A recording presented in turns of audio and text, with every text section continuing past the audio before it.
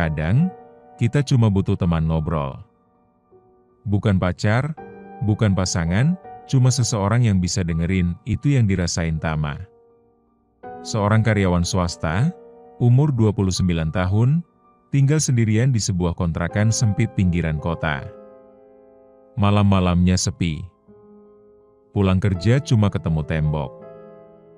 TV rusak, teman udah sibuk dengan hidup masing-masing. Sampai suatu malam, dia iseng buka aplikasi micet. Cuma buat ngobrol, pikirnya. Scroll sana-sini, dia nemu satu akun. Naila, 3 kilo dari lokasi kamu. Foto profilnya cantik. Senyum manis, baju merah, rambut panjang. Tanpa pikir panjang, Tama chat. Tama, chat Kak Naila, bisa nemenin ngobrol malam ini? Naila, bisa. Tapi kamu harus siap dengan siapa yang kamu ajak ngobrol. Tama ketawa. Dia pikir itu bercanda. Tapi malam itu, tawa Tama jadi teriakan paling lirih yang pernah terdengar dari kontrakan itu. Sebelum memulai kisahnya, pasang earphone-mu, biar horornya terasa lebih nyata. Kalau kamu suka cerita kayak gini, jangan lupa like, komen, subscribe, dan share ke teman-temanmu. Lorong Misteri selalu punya kisah yang siap bikin bulu kuduk merinding. Malam itu hujan gerimis. Jam sudah menunjukkan pukul 23.37. Tama menatap layar ponselnya, jempolnya melayang-layang di aplikasi micet. Sudah 2 minggu ini dia kesepian. Bukan karena nggak punya teman, tapi karena hidup semakin terasa hampa. Sekali-sekali nyoba ngobrol sama orang random, batinnya. Di micet, dia temukan akun Naila. Cantik, sopan, dan murah hati. Mereka chat sebentar. Naila bilang dia bisa datang ke kontrakan Tama malam itu juga. Naila, chat, aku udah di depan pintu. Tama terkesiap. Belum sempat dia kasih alamat lengkap. Tapi, pintu kontrakannya benar-benar diketuk dari luar. Tok! Tok! Tok! Tama menelan ludah. Kak Naila? Tak ada jawaban. Tapi dari kaca buram jendela, dia bisa lihat sosok perempuan berambut panjang berdiri mematung di bawah lampu gang yang temaram. Hujan makin deras. Tapi perempuan itu tak bergerak. Tak mengangkat kepala. Dan satu hal yang baru disadari Tama. Dia tidak menapakkan kaki. Kadang, sesuatu yang terlalu mudah didapat justru datang dari tempat yang salah. Tama berdiri di balik tirai jendela, jantungnya berdetak cepat. Sosok itu masih di sana. Berdiri diam, berbaju merah. Rambutnya basah karena hujan. Tapi tak sedikit pun ia bergerak. Tak juga menatap ke arah Tama. Dan saat itulah, Tama mulai merasa ada yang janggal. Sangat janggal. Tama membuka pintu perlahan. Udara dingin langsung menyergap ke dalam kontrakan. Dia menatap keluar, berharap akan disambut oleh senyum manis seperti di foto micet tadi. Tapi perempuan itu tak menatapnya. Ia masih berdiri membelakangi pintu, seolah menunggu aba-aba. Tama, Kak Naila. Perempuan itu, tanpa menoleh, Mas Tama, aku capek, boleh aku masuk? Suara perempuan itu lembut, tapi lirih seperti dari dalam sumur. Tama menahan napas. Hatinya ragu. Tapi rasa penasaran lebih besar, ia mengangguk, meski perempuan itu tidak melihat. Perempuan itu pun berjalan masuk, pelan sangat pelan. Langkahnya tidak menimbulkan suara. Bahkan ketika melewati lantai keramik yang basah oleh hujan. Dan saat ia masuk ke dalam cahaya lampu kontrakan, Tama baru sadar sesuatu, kakinya kotor. Tapi bukan lumpur, melainkan bercat tanah merah dan serpihan kain kafan menempel di tumitnya. Tama buru-buru ke dapur, pura-pura membuat teh. Tangannya gemetar saat memutar teko. Gila, ini bukan cewek biasa. Tapi, kalau bukan manusia, kenapa bisa chat di micet? Dari balik pintu dapur, ia mengintip ke ruang tamu. Perempuan itu duduk di sofa usang milik Tama. Menunduk. Rambutnya menjuntai menutupi wajah. Dan tiba-tiba, perempuan itu berbisik pelan, "Mas Tama, kenapa dari tadi nggak lihat wajahku?" Tama kaku. Ia tak bisa menjawab. Tapi sebelum ia sempat bicara, perempuan itu perlahan mengangkat kepalanya. Dan Tama melihat wajah yang akan terus menghantuinya seumur hidup. Wajah pucat. Mata hitam kosong. Separuh wajahnya robek seperti luka terseret di aspal. Malam itu berlalu tanpa tidur. Tama duduk di sudut kamar, tubuhnya gemetar, pandangannya kosong menatap pintu yang sempat terbuka lebar, seolah mengundang sesuatu dari luar dunia. Pagi harinya, sinar matahari masuk dari sela jendela. Tapi ketakutan semalam masih membekas. Tama membuka HP-nya. Ia ingin mengecek ulang siapa sebenarnya Naila. Micet dibuka. Kotak chat masih ada, tapi saat Tama klik profil Naila, akun itu berubah menjadi pengguna tidak dikenal. Tama bingung, lah kemarin aktif, kok sekarang hilang? Ia coba klik history chat, semua pesan masih ada. Tapi saat dicek kembali, isi chatnya berubah. Kalimat manis yang sebelumnya ada, hilang. Berganti dengan satu baris pesan, "Kamu udah buka pintu. Sekarang, jangan pernah tutup." Tama panik. Ia mencoba screenshot. Tapi layar justru hang. HP-nya mati sendiri. Dan saat menyentuh layar, jari Tama seperti terbakar dingin, seolah ada energi lain yang menolak untuk ditelusuri lebih jauh. Tama mulai sadar yang datang malam itu bukan hanya hantu, tapi entitas yang tahu dia sedang butuh teman. Dan sekarang, entitas itu sudah merasa dimiliki. Sejak malam itu, Tama selalu pastikan pintu kontrakannya terkunci rapat. Tapi anehnya, setiap kali ia bangun tidur, pintu itu selalu terbuka. Sedikit menganga. Seperti ada yang masuk, atau belum keluar sepenuhnya. Tama mencoba mengganti kunci. 2 kali. Ia bahkan menaruh meja di balik pintu agar tak mudah didorong. Namun tetap saja, setiap pagi, pintu itu terbuka. Meja bergeser sendiri, seperti disingkirkan seseorang atau sesuatu. Apa dia masih di sini? Hari itu, Tama izin tidak masuk kerja. Ia memutuskan merapikan kontrakan. Saat sedang menyapu, ia melihat sesuatu menyembul dari kolong lemari. Sebuah pita merah basah dan berbau anyir. Pita itu sama persis seperti yang dipakai Naila dalam foto micet. Dan saat Tama memegangnya, ia mendengar suara dari balik pintu kamar mandi. Suara perempuan, "Mas Tama, boleh aku tinggal lebih lama?" Tama membeku. Pintu kamar mandi terkunci, tapi gagangnya mulai bergetar sendiri. Dan untuk pertama kalinya, Tama merasa pintu kontrakannya bukan lagi miliknya. Kamar mandi kontrakan Tama dulunya biasa saja.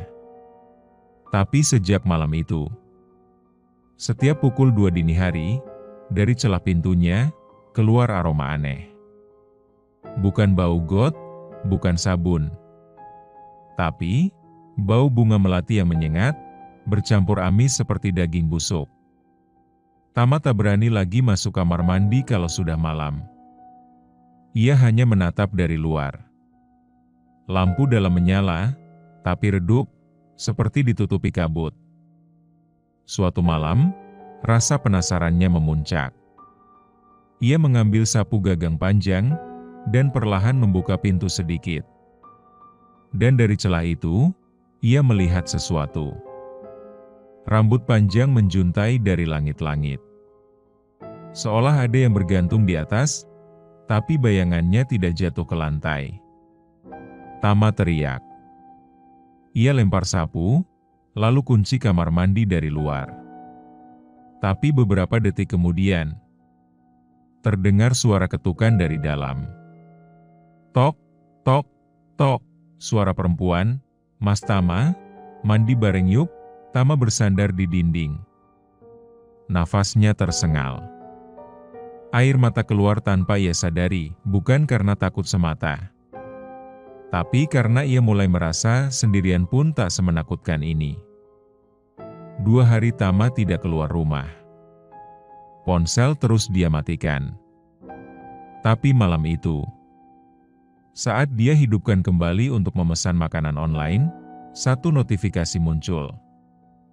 Bukan dari micet, tapi dari nomor tak dikenal. Pesannya singkat. Tanpa nama, tanpa foto profil. Pesan, kamu nyari aku, Mas? Aku belum pergi. Tama panik. Ia segera blokir nomor itu. Tapi belum sempat ia taruh ponsel, pesan baru masuk, dari nomor berbeda. Pesan, aku suka di kamar mandimu, enak, dingin. Aku tunggu kamu mandi lagi. Tama gemetar. Ia lempar HP ke kasur.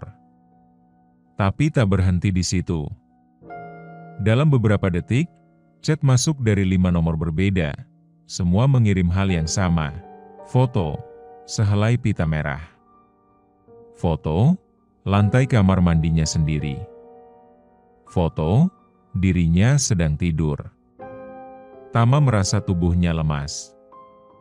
Rasa takut bukan lagi soal hantu. Tapi karena dia sadar, yang mengganggunya bukan cuma satu makhluk, tapi luka lama yang berwujud banyak. Dan semuanya mengenalnya.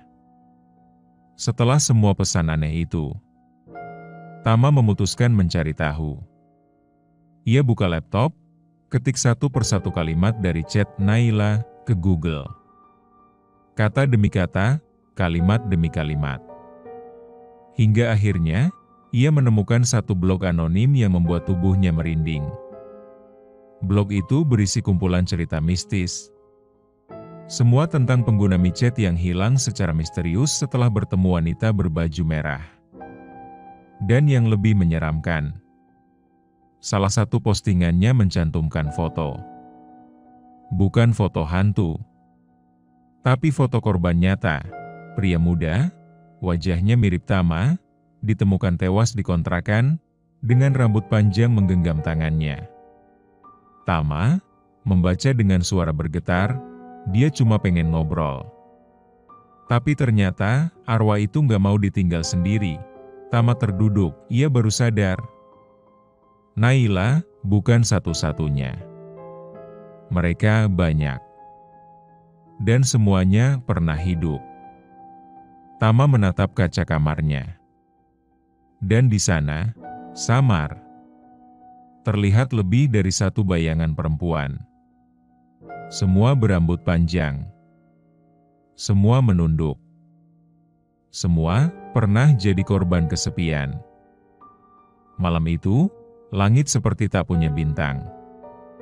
Angin berhenti. Lampu jalan padam. Dan kontrakan Tama terasa lebih dingin dari biasanya. Ia tahu ini bukan malam biasa. Ini malam di mana semuanya akan berubah. Tama duduk memeluk lutut di sudut kamar. Tubuhnya lelah.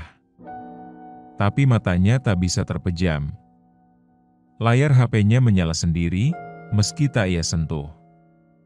Di layar, terbuka chat micet. Bukan dari Naila, tapi dari akun kosong. Tak ada nama. Tak ada foto. Hanya satu pesan muncul. Pesan, "Mas Tama, makasih ya, udah temenin aku." Tama gemetar. Ia balas dengan satu pertanyaan, "Tama, kamu siapa sebenarnya?" Layar tiba-tiba gelap. Tapi di kejauhan, dari arah dapur, terdengar suara sendok jatuh. Lalu suara langkah pelan mendekat. Semakin dekat, sampai akhirnya berhenti tepat di depan kamar Tama. Suara lirih, "Aku korban. Sama kayak kamu." Dan saat pintu kamar terbuka sendiri, perlahan, Tama melihat bukan satu, tapi 4 sosok perempuan berdiri di sana. Semua tersenyum. Semua membawa seikat bunga melati. Kamar kontrakan itu sempit. Tapi malam itu terasa sesak karena Tama sadar ia menatapnya dari pojok ruangan. Bukan lagi bayangan, tapi arwah-arwah yang haus perhatian. Tama mundur perlahan. 4 sosok perempuan masuk ke dalam kamar. Rambut mereka panjang, wajahnya rusak. Tapi mata mereka kosong dan menyedihkan.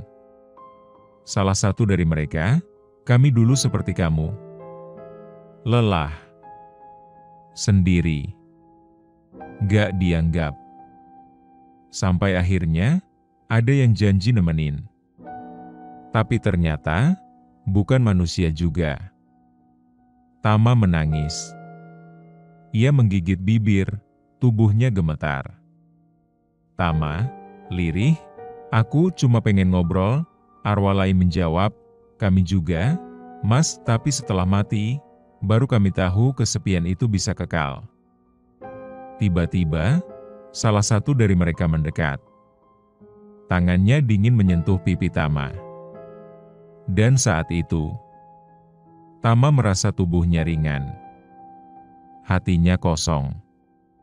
Tapi tenang. Seolah ia perlahan berubah menjadi bagian dari mereka. Di luar, langit masih gelap. Tapi di dalam kontrakan itu, seseorang baru saja menjadi penghuni tetap. Seminggu berlalu. Kontrakan Tama sepi. Tetangga bilang, ia pindah tanpa kabar. Tapi tak ada jejak. Tak ada barang diangkut. Tak ada suara motor pergi. Dan yang aneh, kontrakan itu selalu terbuka setiap malam. Seolah menunggu tamu. Suatu malam, seorang pemuda iseng download micet. Ingin cari teman ngobrol seperti Tama dulu. Ia menemukan satu akun yang muncul paling atas. "Tama, 0 km dari lokasi kamu," foto profilnya senyum. Pakai hoodie hitam. Tapi ada sesuatu yang aneh di latar belakang fotonya. Tampak samar, bayangan perempuan di pojok gambar. Rambut panjang. Senyum lebar. Pemuda itu chat, "Pemuda, bro, bisa nemenin ngobrol?" Balasan langsung masuk, tanpa delay. "Tama, bisa. Tapi kamu siap nggak jadi teman terakhir gue?" Kini, Tama tak lagi kesepian. Ia punya teman baru. Dan akan terus mencari. Siapapun yang merasa sendiri di malam-malam sepi. Pesan moralnya adalah, kesepian adalah pintu yang berbahaya jika dibiarkan terbuka terlalu lama. Kadang kita mencari pelarian karena merasa sendiri, tapi tidak semua tempat yang menawarkan kehangatan benar-benar aman. Dunia digital bisa mempertemukan kita dengan siapa saja, bahkan yang tidak seharusnya. Aplikasi chat bukan hanya berisi manusia. Kadang, luka dan arwah pun mencari perhatian di sana. Tidak semua yang terlihat indah di layar, membawa kenyamanan di dunia nyata. Wajah cantik, kata manis, dan jarak dekat bisa jadi perangkap yang membawa kita ke jurang kegelapan. Jaga batasan. Jaga kesadaran. Jangan jadikan kesepian alasan untuk lengah. Prime, terima kasih sudah mendengarkan kisah ini sampai habis. Jangan lupa like, komen, subscribe, dan share ke teman-temanmu. Lorong Misteri akan selalu punya kisah yang siap bikin bulu kuduk merinding, dan jika mau request judul cerita, silahkan komen di kolom komentar di bawah. Kami akan buatkan untuk kalian.